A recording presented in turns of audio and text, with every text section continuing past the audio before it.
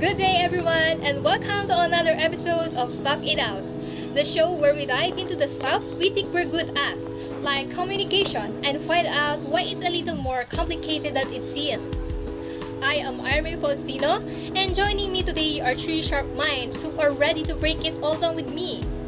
First up, we have Miss Ancheli Lintawagi. Hey everyone! Next, we've got Miss Mary Rose Tupas. Happy to be here. And of course, Miss Rosalie Taiwan. Hi everyone! Now, before we jump into the good stuff, a quick heads up. All the questions we'll be discussing today are inspired by a video called How Miscommunication Happens and How to Avoid It by Catherine Hampsten. It's a short but eye-opening watch on why communication, even with good intentions, can still go sideways. If you want to check it out later, here's the link. So, for this session of Talk It Out, the episode is titled Why We Get Each Other Wrong. Because honestly, if communication were easy, group chats wouldn't be so chaotic. Alright, let's dive in. I have a few questions from the video that I'm going to throw your way. First, what does the narrator mean when he said, even when talking face to face with another person in the same room and same language, human communication is incredibly complex? Even when the condition seems perfect, same language, same space, there's still so much room for miscommunication. Why? Because we don't just communicate with words. Tone, body language, facial expressions, even our mood all play a role.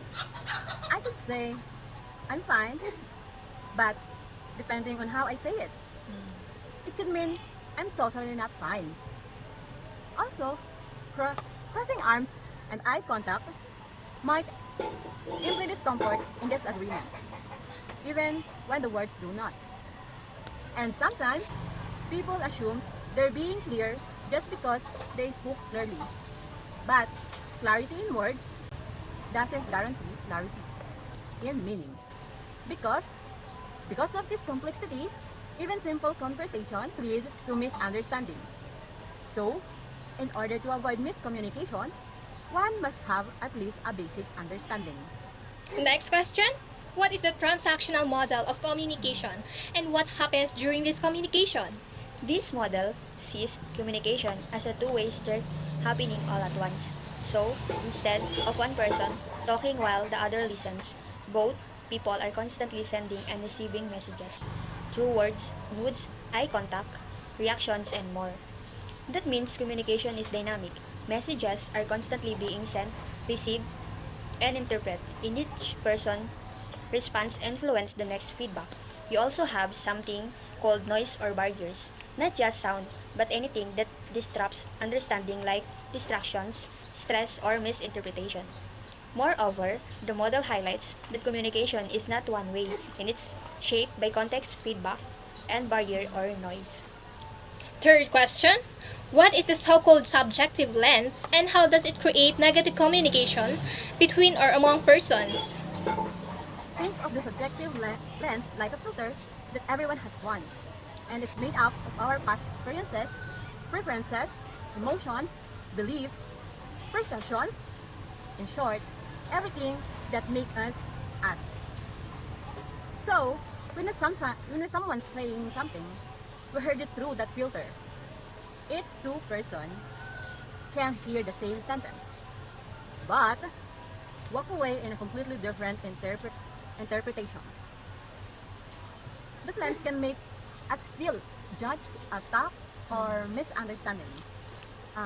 Even when the speaker didn't mean it that way, and that's where a lot of conflict starts. Not in the words, but in how we process them. Next question. Notice the lump of clay as the two persons play a game of catch. How does the reforming of clay by the receiver, who then throws it back to the catcher, give an idea of sending wrong information? Such a creative metaphor, right? We can say that communication is like tossing a lump of clay back and forth. When one person sends a message, it's like throwing that lump. But when the other person catches it, they don't just toss it back and change. They shape it, based on their own thoughts, experience, feelings, and other more factors. So by the time it's returned, it's no longer the same lump. That's how miscommunication happens. We receive messages, reshape them in our minds, and then respond with something slightly different from that what the sender intended.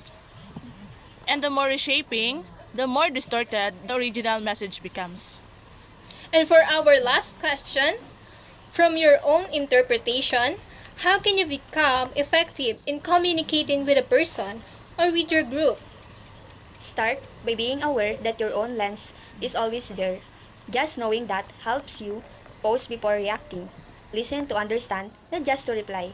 If something unclear, ask like, do you mean this? Instead, assuming and match your words to the person in the moment. Some situations call for directness, others for empathy. Also, be a good listener. Don't interrupt, don't zoom out, just be present. And body language matters too. Sometimes another smile says more than a words. And when you're not sure if your message landed, check in. Did that make sense? Or what are your thoughts? And finally, stay open. We're ready to hear different views and avoid jumping to conclusions. Communication is a skill, and the more intentional you are, the better it gets. So true. Communication isn't about being perfect. It's about being aware, clear, and open to understanding.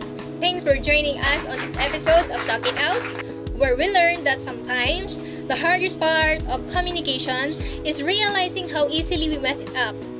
And hey, if you're ever been misunderstood or if you'd had a funny or frustrating communication moment, share this episode with someone and start a conversation of your own.